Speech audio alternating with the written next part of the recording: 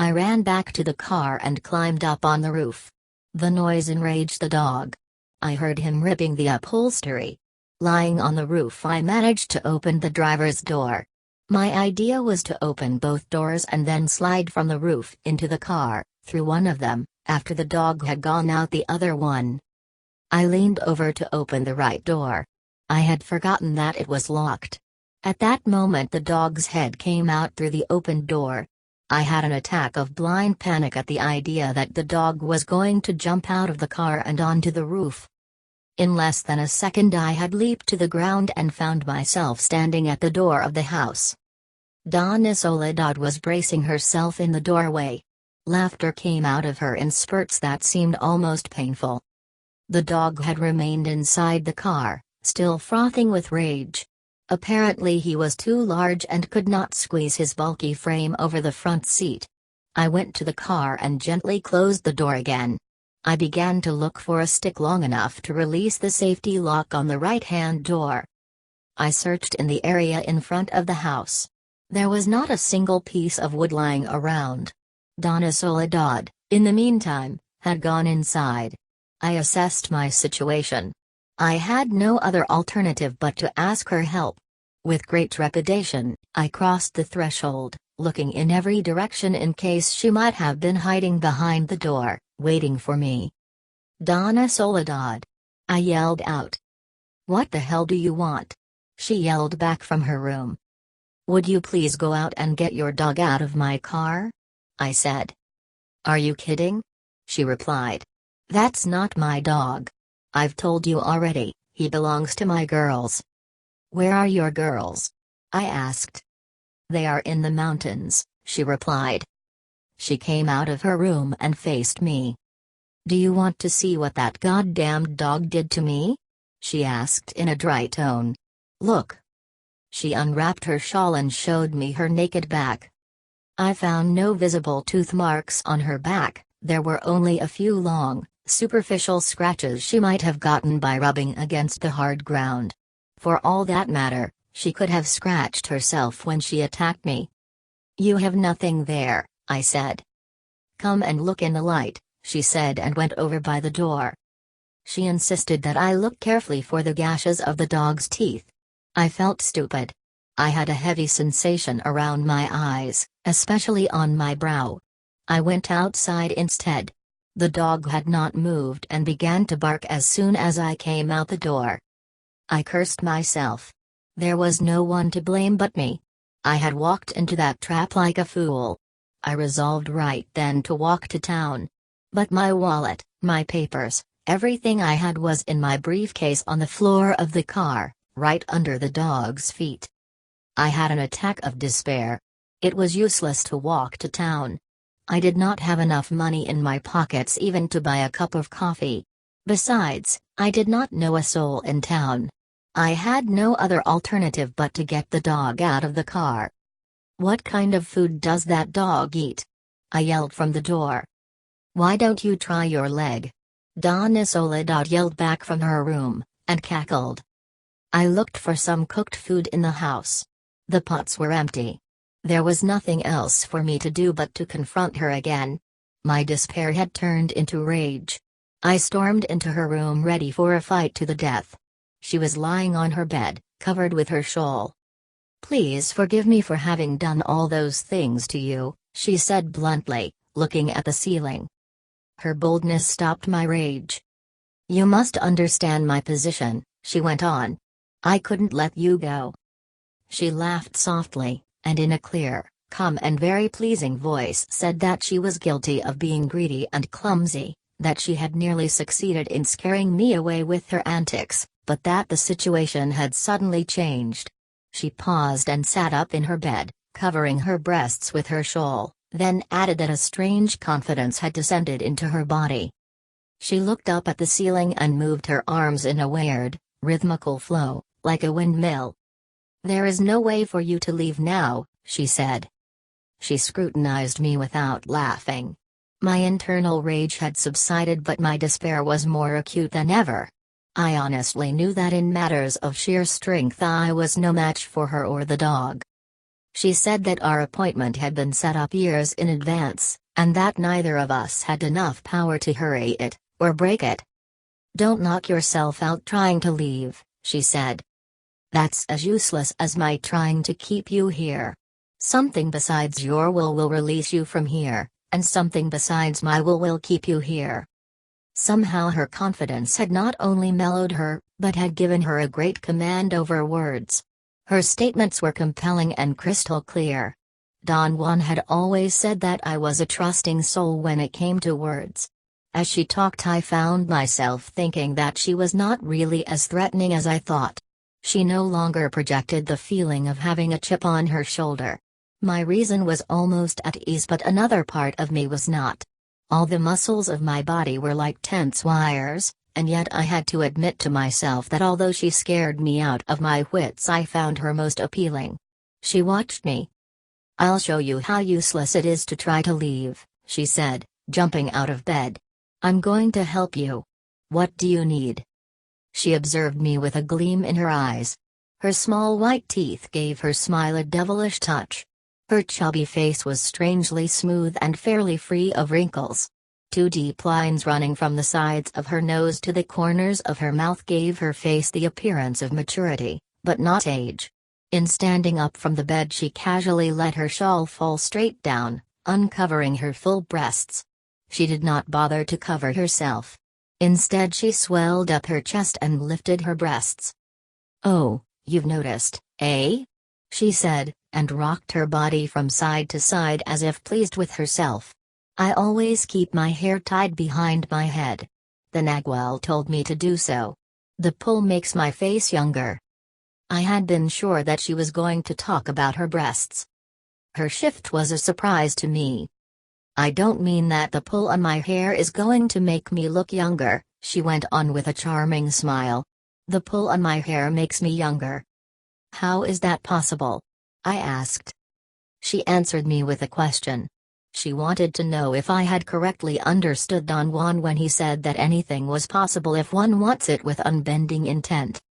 I was after a more precise explanation. I wanted to know what else she did besides tying her hair, in order to look so young. She said that she lay in her bed and emptied herself of any thoughts and feelings and then let the lines of her floor pull her wrinkles away. I pressed her for more details, any feelings, sensations, perceptions that she had experienced while lying on her bed. She insisted that she felt nothing, that she did not know how the lines in her floor worked, and that she only knew not to let her thoughts interfere.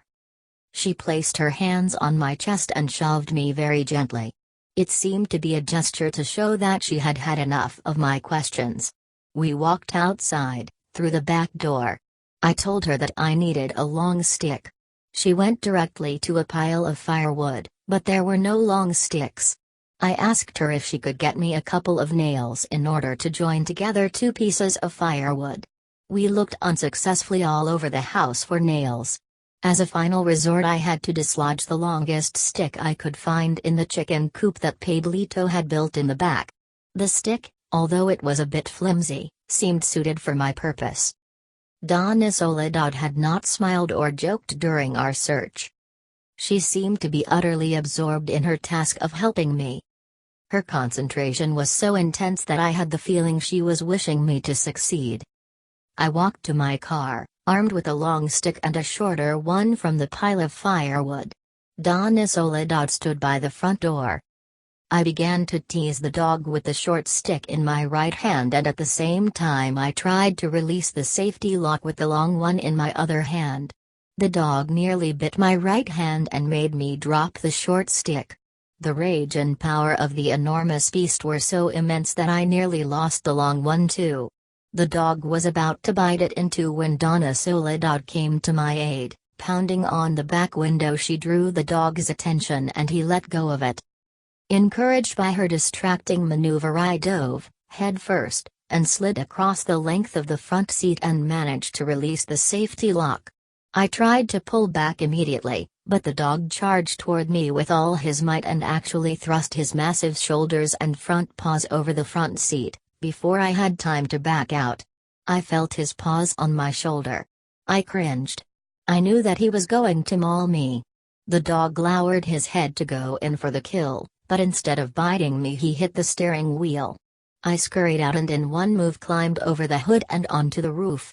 I had goosebumps all over my body. I opened the right-hand door. I asked Donna Soledad to hand me the long stick and with it I pushed the lever to release the backrest from its straight position. I conceived that if I teased the dog he would ram it forward, allowing himself room to get out of the car. But he did not move. He bit furiously on the stick instead. At that moment Donna Soledad jumped onto the roof and lay next to me. She wanted to help me tease the dog. I told her that she could not stay on the roof because when the dog came out I was going to get in the car and drive away. I thanked her for her help and said that she should go back in the house. She shrugged her shoulders, jumped down and went back to the door. I pushed down the release again and with my cap I teased the dog. I snapped it around his eyes, in front of his muzzle. The dog's fury was beyond anything I had seen but he would not leave the seat. Finally his massive jaws jerked the stick out of my grip. I climbed down to retrieve it from underneath the car. Suddenly I heard Donna Soledad screaming. "Watch out! He is getting out!" I glanced up at the car. The dog was squeezing himself over the seat. He had gotten his hind paws caught in the steering wheel, except for that, he was almost out. I dashed to the house and got inside just in time to avoid being run down by that animal. His momentum was so powerful that he rammed against the door. As she secured the door with its iron bar, Donna Soledad said in a cackling voice, "I told you it was useless." She cleared her throat and turned to look at me. "Can you tie the dog with a rope?" I asked.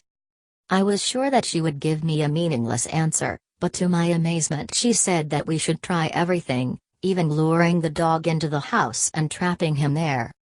Her idea appealed to me. I carefully opened the front door.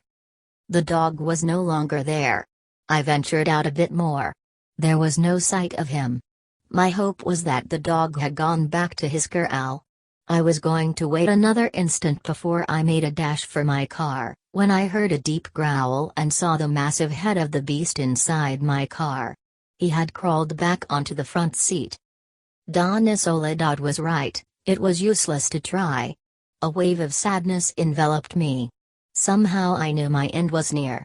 In a fit of sheer desperation I told Donna Soledad that I was going to get a knife from the kitchen and kill the dog, or be killed by him. And I would have done that had it not been that there was not a single metal object in the entire house. "Didn't the Nagual teach you to accept your fate?" Donna Soledad asked as she trailed behind me. "That one out there is no ordinary dog.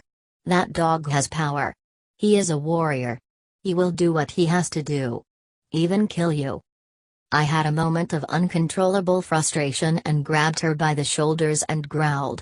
She did not seem surprised or affected by my sudden outburst. She turned her back to me and dropped her shawl to the floor. Her back was very strong and beautiful. I had an irrepressible urge to hit her, but I ran my hand across her shoulders instead. Her skin was soft and smooth. Her arms and shoulders were muscular without being big. She seemed to have a minimal layer of fat that rounded off her muscles and gave her upper body the appearance of smoothness. And yet when I pushed on any part of it with the tips of my fingers I could feel the hardness of unseen muscles below the smooth surface. I did not want to look at her breasts. She walked to a roofed, open area in back of the house that served as a kitchen. I followed her. She sat down on a bench and calmly washed her feet in a pail. While she was putting on her sandals, I went with great trepidation into a new outhouse that had been built in the back. She was standing by the door when I came out. "You like to talk," she said casually, leading me into her room. "There is no hurry. Now we can talk forever." She picked up my writing pad from the top of her chest of drawers, where she must have placed it herself, and handed it to me with exaggerated care. Then she pulled up her bedspread and folded it neatly and put it on top of the same chest of drawers. I noticed then that the two chests were the color of the walls, yellowish-white, and the bed without the spread was pinkish-red, more or less the color of the floor. The bedspread, on the other hand, was dark brown, like the wood of the ceiling and the wood panels of the windows. "Let's talk," she said, sitting comfortably on the bed after taking off her sandals. She placed her knees against her naked breasts. She looked like a young girl. Her aggressive and commandeering manner had subdued and changed into charm. At that moment she was the antithesis of what she had been earlier. I had to laugh at the way she was urging me to write. She reminded me of Don Juan. "Now we have time," she said. "The wind has changed." "Didn't you notice it?" I had. She said that the new direction of the wind was her own beneficial direction and thus the wind had turned into her helper. "What do you know about the wind, Donna Soledad?" I asked as I calmly sat down on the foot of her bed. "Only what the Nagual taught me," she said. "Each one of us, women that is, has a peculiar direction, a particular wind. Men don't. I am the north wind, when it blows I am different." The Nagual said that a warrior can use her particular wind for whatever she wants. I used it to trim my body and remake it. Look at me. I am the north wind. Feel me when I come through the window. There was a strong wind blowing through the window, which was strategically placed to face the north. "Why do you think men don't have a wind?" I asked. She thought for a moment and then replied that the Nagual had never mentioned why. "You wanted to know who made this floor," she said, wrapping her blanket around her shoulders. "I made it myself. It took me 4 years to put it down. Now this floor is like myself." As she spoke I noticed that the converging lines in the floor were oriented to originate from the north. The room, however, was not perfectly aligned with the cardinal points, thus her bed was at odd angles with the walls and so were the lines in the clay slabs. "Why did you make the floor red, Donna Soledad?" "That's my color. I am red, like red dirt. I got the red clay in the mountains around here. The Nagual told me where to look and he also helped me carry it, and so did everyone else. They all helped me." "How did you fire the clay?" "The Nagual made me dig a pit. We filled it with firewood and then stacked up the clay slabs with flat pieces of rock in between them. I closed the pit with a lid of dirt and wire and set the wood on fire. It burned for days." "How did you keep the slabs from warping?" "I didn't. The wind did that, the north wind that blew while the fire was on. The Nagual showed me how to dig the pit so it would face the north and the north wind. He also made me leave 4 holes for the north wind to blow into the pit. Then he made me leave 1 hole in the center of the lid to let the smoke out. The wind made the wood burn for days. After the pit was cold again I opened it and began to polish and even out the slabs. It took me over a year to make enough slabs to finish my floor." "How did you figure out the design?" "The wind taught me that. When I made my floor the Nagual had already taught me not to resist the wind. He had showed me how to give in to my wind and let it guide me. It took him a long time to do that, years and years. I was a very difficult, silly old woman at first," he told me that himself and he was right. "But I learned very fast. Perhaps because I'm old and no longer have anything to lose. In the beginning, what made it even more difficult for me was the fear I had. The mere presence of the Nagual made me stutter and faint. The Nagual had the same effect on everyone else. It was his fate to be so fearsome." She stopped talking and stared at me. "The Nagual is not human," she said. "What makes you say that?" "The Nagual is a devil from who knows what time." Her statements chilled me. I felt my heart pounding. She certainly could not have found a better audience. I was intrigued to no end. I begged her to explain what she meant by that. "His touch changed people," she said. "You know that. He changed your body. In your case, you didn't even know that he was doing that. But he got into your old body. He put something in it. He did the same with me. He left something in me and that something took over. Only a devil can do that. Now I am the north wind and I fear nothing, and no one. But before he changed me I was a weak, ugly old woman who would faint at the mere mention of his name. Pablito, of course, was no help to me because he feared the Nagwal more than death itself. One day the Nagwal and Gennaro came to the house when I was alone. I heard them by the door, like prowling jaguars. I crossed myself. To me they were two demons, but I came out to see what I could do for them. They were hungry and I gladly fixed food for them. I had some thick bowls made out of gourd and I gave each man a bowl of soup. The Nagwal didn't seem to appreciate the food. He didn't want to eat food prepared by such a weak woman and pretended to be clumsy and knocked the bowl off the table with a sweep of his arm. But the bowl, instead of turning over and spilling all over the floor, slid with the force of the Nagwal's blow and fell on my foot, without spilling a drop. The bowl actually landed on my foot and stayed there until I bent over and picked it up. I set it up on the table in front of him and told him that even though I was a weak woman and had always feared him, my food had good feelings. From that very moment the Nagwal changed toward me. The fact that the bowl of soup fell on my foot and didn't spill proved to him that power had pointed me out to him. I didn't know that at the time and I thought that he changed toward me because he felt ashamed of having refused my food. I thought nothing of his change. I still was petrified and couldn't even look him in the eye.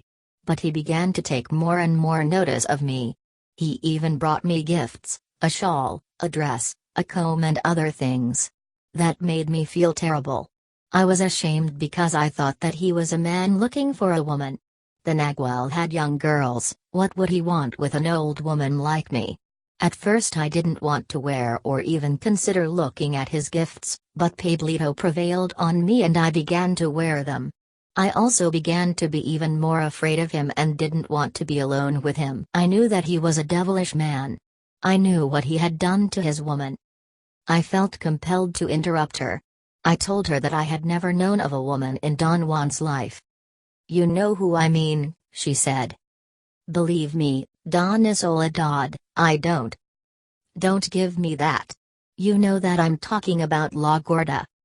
The only La Gorda I knew of was Pablito's sister, an enormously fat girl nicknamed Gorda, Fatso. I had the feeling, although no one ever talked about it, that she was not really Donna Soledad's daughter. I did not want to press her for any more information. I suddenly remembered that the fat girl had disappeared from the house and nobody could or dared to tell me what had happened to her. One day I was alone in the front of the house, Donna Soledad went on.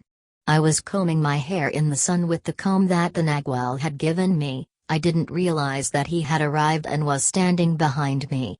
All of a sudden I felt his hands grabbing me by the chin.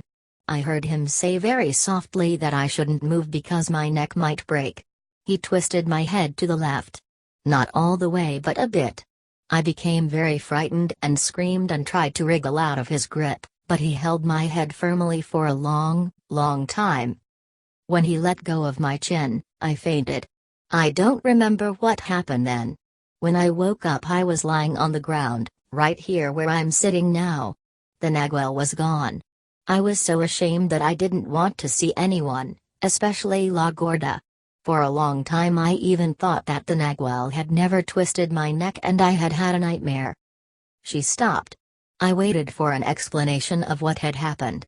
She seemed distracted, pensive perhaps. "What exactly happened, Donna Soledad?" I asked, incapable of containing myself. "Did he do something to you?" "Yes. He twisted my neck in order to change the direction of my eyes," she said and laughed loudly at my look of surprise. "I mean, did he?" "Yes. He changed my direction," she went on, oblivious to my probes. "He did that to you and to all the others." "That's true. He did that to me. But why do you think he did that?" "He had to. That is the most important thing to do." She was referring to a peculiar act that Don Juan had deemed absolutely necessary. I had never talked about it with anyone. In fact, I had almost forgotten about it. At the beginning of my apprenticeship, he once built 2 small fires in the mountains of northern Mexico. They were perhaps 20 feet apart. He made me stand another 20 feet away from them, holding my body, especially my head, in a most relaxed and natural position. He then made me face one fire, and coming from behind me, he twisted my neck to the left, and aligned my eyes, but not my shoulders, with the other fire. He held my head in that position for hours, until the fire was extinguished. The new direction was the southeast, or rather he had aligned the second fire in a southeasterly direction. I had understood the whole affair as one of Don Juan's inscrutable peculiarities, one of his nonsensical rites. The Nagual said that all of us throughout our lives develop one direction to look, she went on. That becomes the direction of the eyes of the spirit. Through the years that direction becomes overused, and weak and unpleasant, and since we are bound to that particular direction we become weak and unpleasant ourselves. The day the Nagual twisted my neck and held it until I fainted out of fear, he gave me a new direction. What direction did he give you? Why do you ask that? She said with unnecessary force. Do you think that perhaps the Nagual gave me a different direction? I can tell you the direction that he gave me, I said. Never mind, she snapped. He told me that himself. She seemed agitated. She changed position and lay on her stomach. My back hurt from riding. I asked her if I could sit on her floor and use the bed as a table. She stood up and handed me the folded bedspread to use as a cushion. What else did the Nagual do to you? I asked. After changing my direction, the Nagual really began to talk to me about power, she said, lying down again. He mentioned things in a casual way at first, because he didn't know exactly what to do with me. One day he took me for a short walking trip in the Sierras. Then another day he took me on a bus to his homeland in the desert. Little by little I became accustomed to going away with him. Did he ever give you power plants? He gave me mescalito, once when we were in the desert. But since I was an empty woman, mescalito refused me. I had a horrid encounter with him. It was then that the Nagual knew that he ought to acquaint me with the wind instead. That was, of course, after he got an omen. He had said, over and over that day, that although he was a sorcerer that had learned to see, if he didn't get an omen he had no way of knowing which way to go.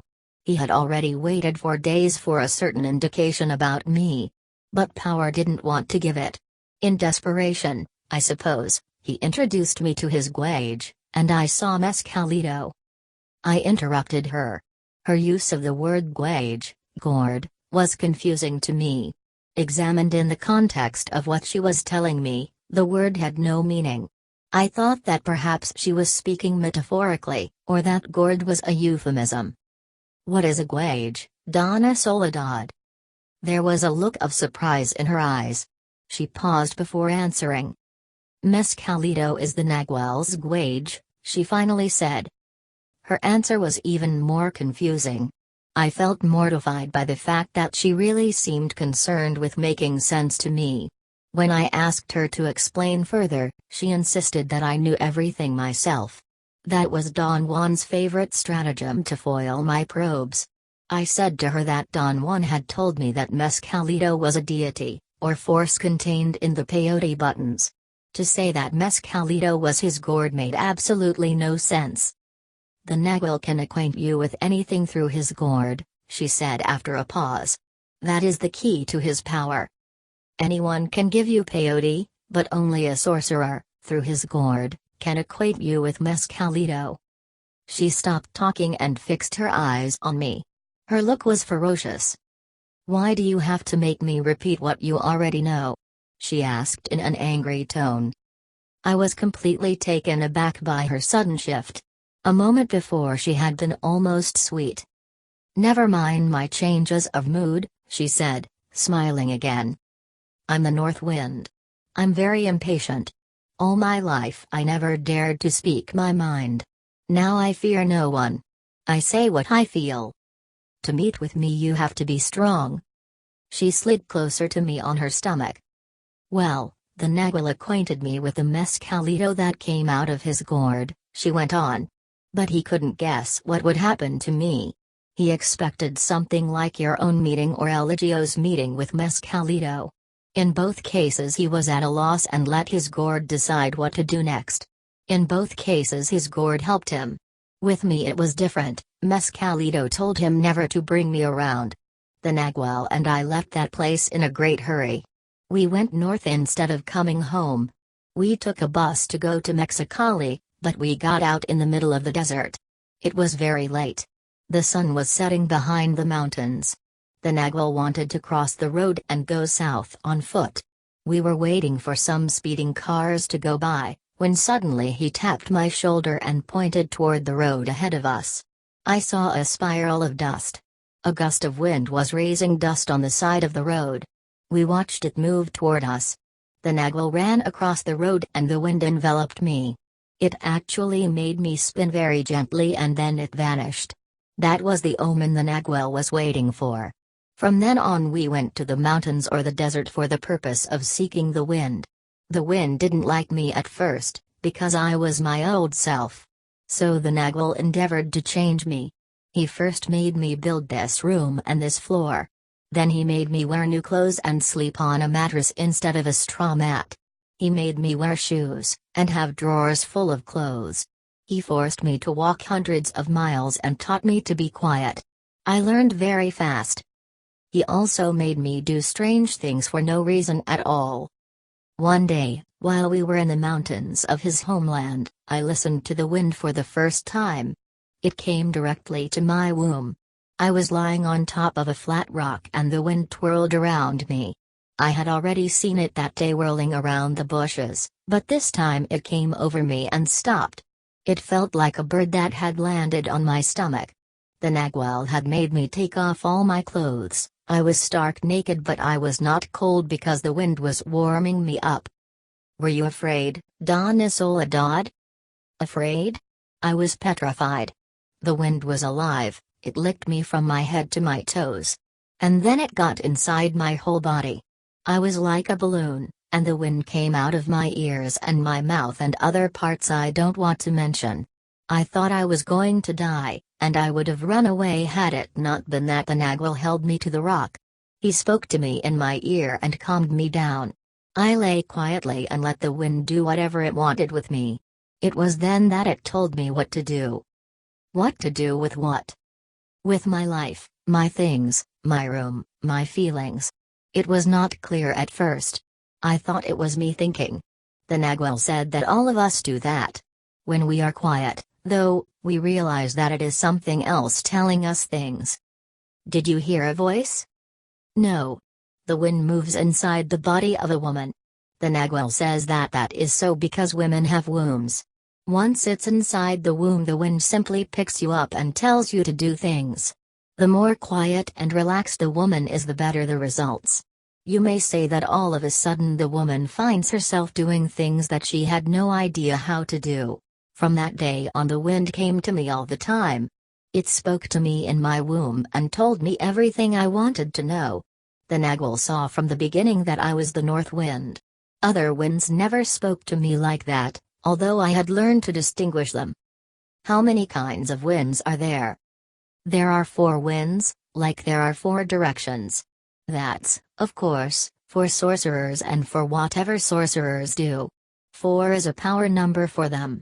The first wind is the breeze, the morning. It brings hope and brightness, it is the herald of the day. It comes and goes and gets into everything.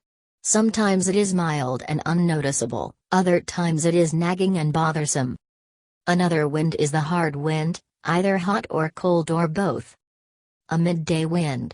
Blasting, full of energy but also full of blindness. It breaks through doors and brings down walls.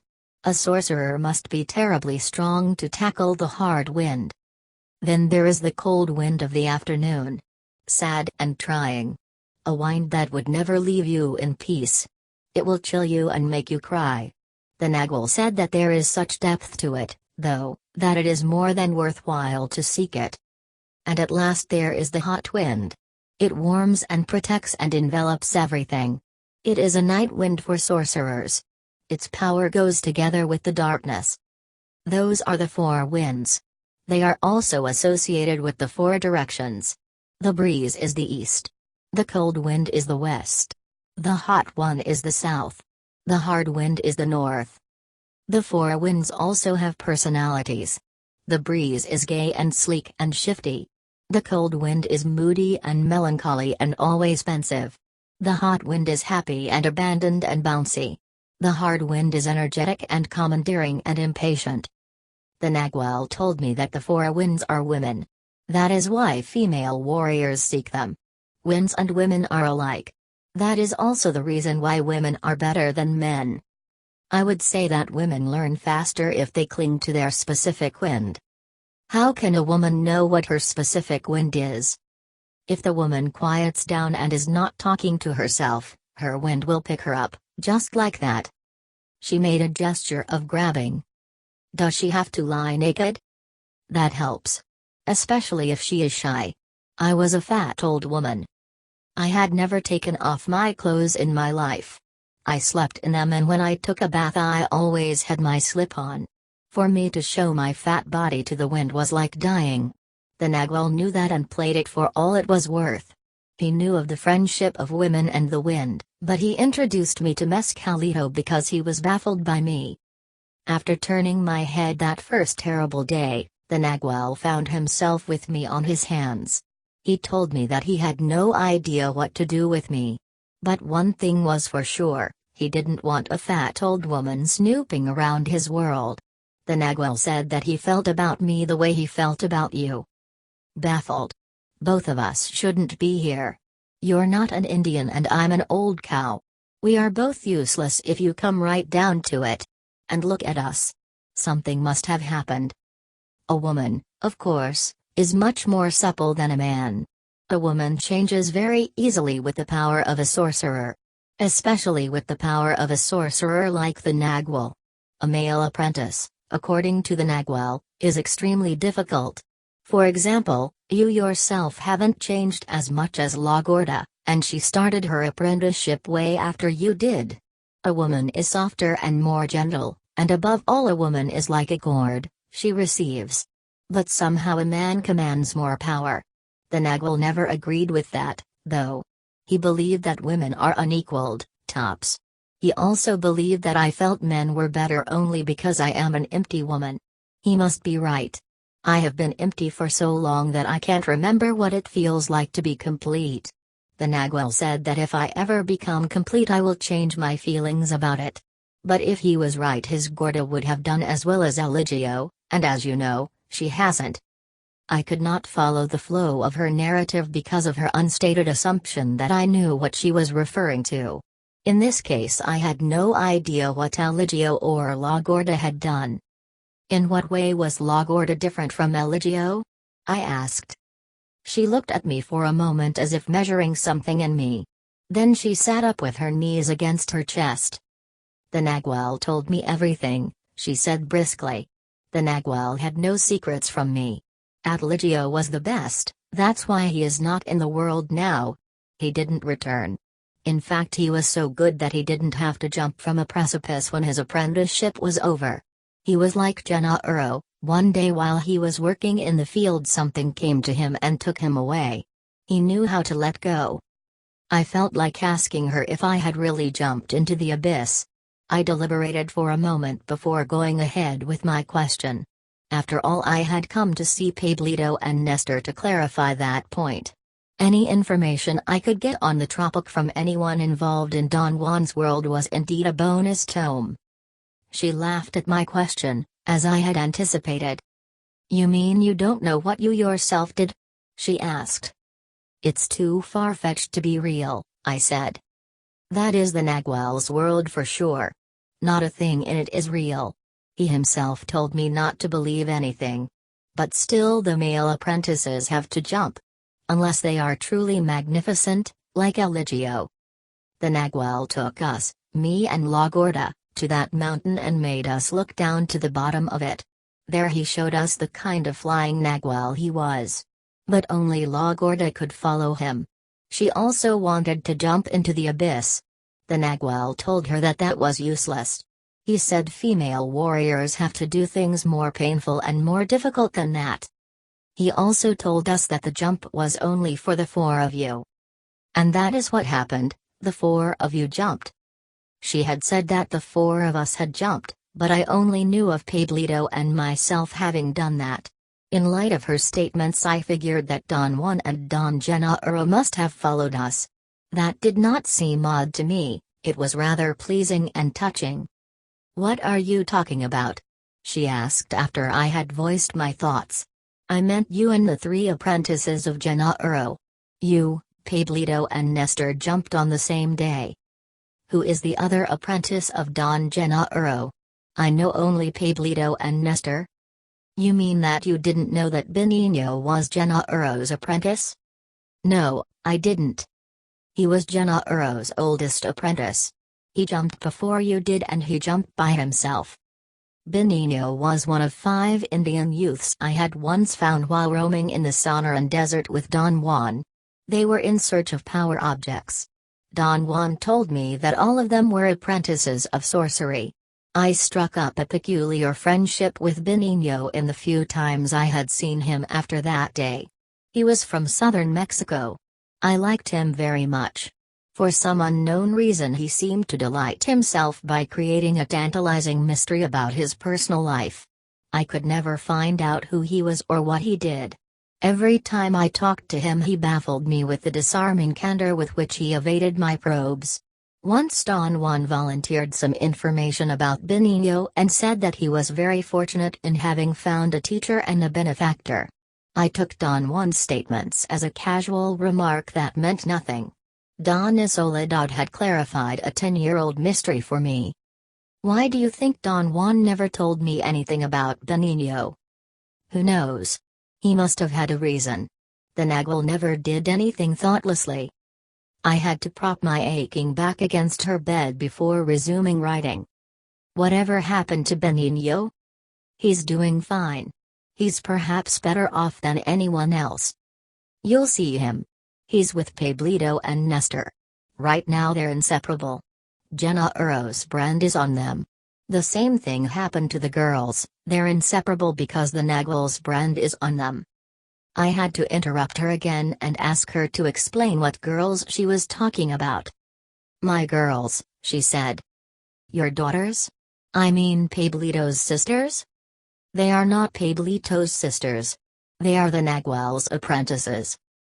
Her disclosure shocked me. Ever since I had met Pablito, years before, I had been led to believe that the 4 girls who lived in his house were his sisters. Don Juan himself had told me so. I had a sudden relapse of the feeling of despair I had experienced all afternoon. Donna Soledad was not to be trusted, she was engineering something. I was sure that Don Juan could not under any conditions have misled me so grossly. Donna Soledad examined me with overt curiosity. "The wind just told me that you don't believe what I'm telling you," she said, and laughed. "The wind is right," I said dryly.